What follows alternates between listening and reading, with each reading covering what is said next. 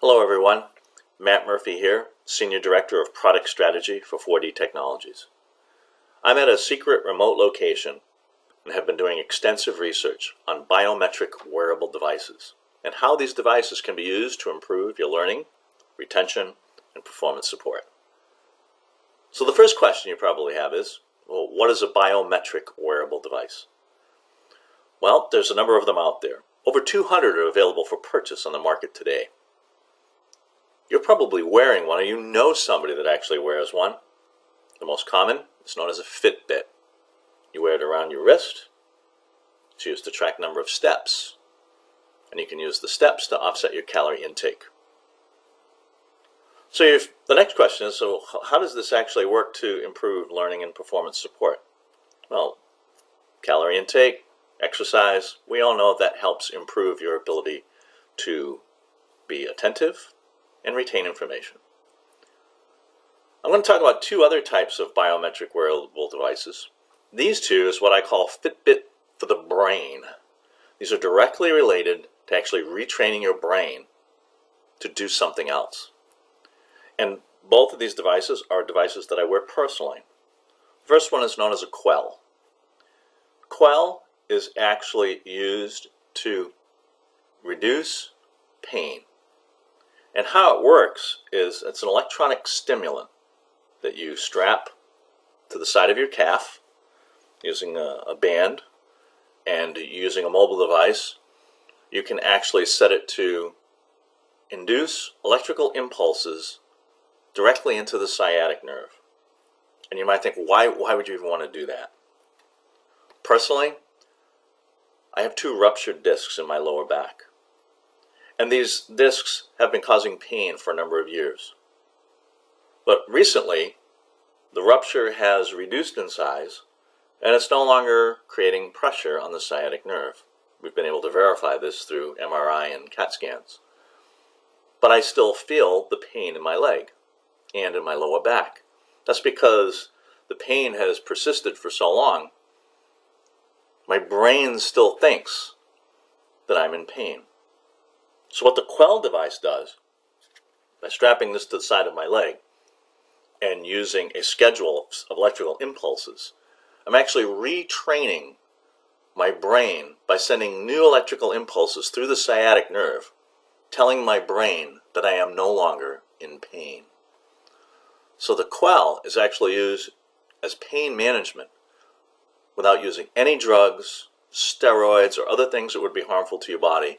The electrical impulses are simply spaced at a random rate in order to retrain the brain so it tells me that I am no longer in pain. Fitbit for the brain. The second or third device I want to mention is one that I'm actually wearing right now. And you've probably noticed there's something kind of strapped to the side of my head here.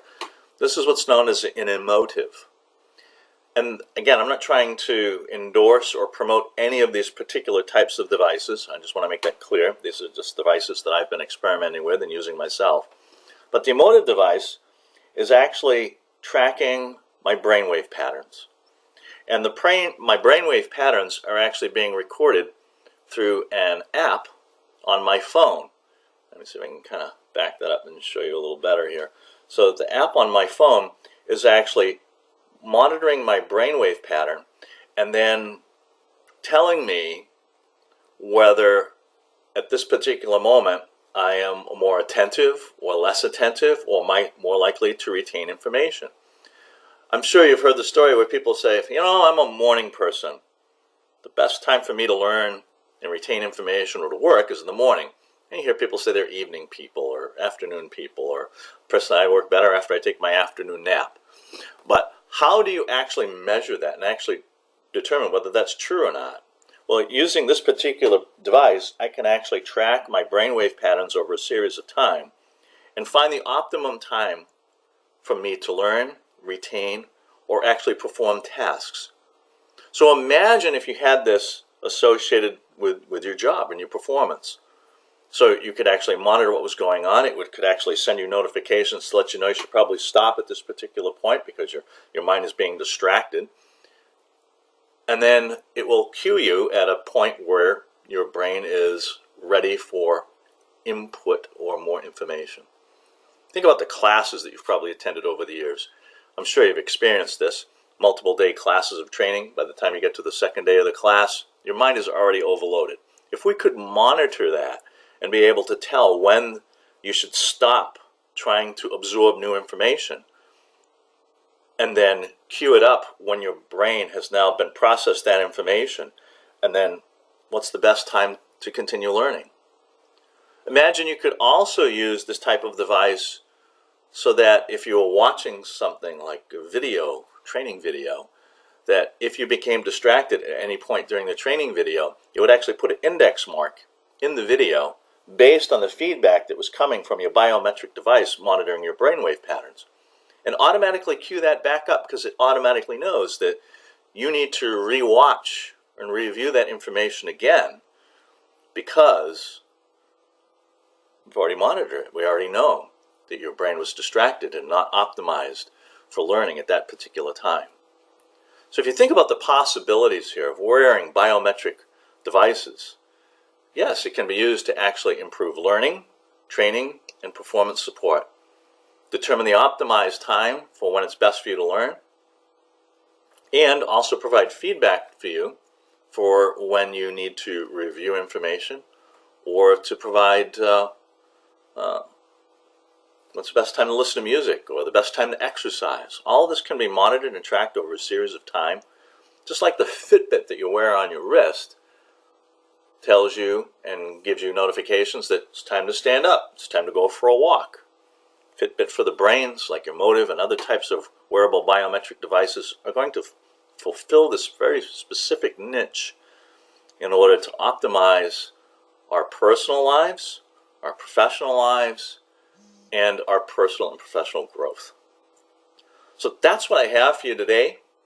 I hope this has provided a little bit of insight on where things may be going over the next few years. We know that we're in a very disruptive state right now in terms of learning and training and how to improve performance support. Attention spans are shorter. We know that content has to be produced in smaller, more digestible increments, which is what I refer to atomizing content, to get it at that level so it can be reordered and resequenced so that people can then resequence content to make it easier to digest based on the tasks that they're performing or particular workflows. And here at 4D Technologies with our CADLearning products, we're also trying to continue down that path so that you can improve your learning, training, and performance support with Autodesk products as well.